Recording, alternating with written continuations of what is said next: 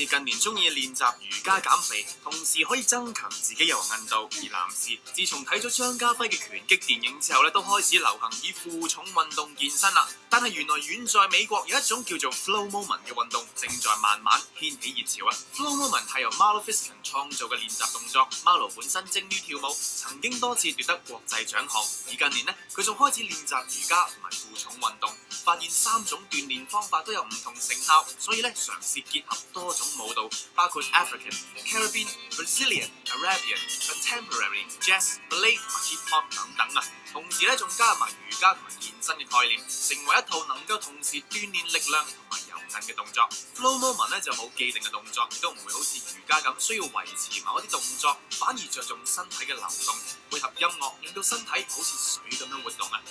Flow Moment 要求用家喺練習裏面加入自創動作，尋找最適合自己嘅動作，同時鍛鍊埋想像力添㗎。而由於動作嘅難度能夠自由調節，所以無論係初學者定係運動專家都可以享受 Flow Moment 嘅過程嘅。之前咧 Marlo 就曾經去到香港舉辦為期2日嘅工作坊，教授 Flow Moment 嘅概念同埋入門動作，仲引導參加者創作動作。雖然工作坊已經完咗啦，但係 Marlo 就話咧仍然可以根據佢網站裏面嘅短片學嘢㗎。仲等咩啊？快啲 click 上去睇下。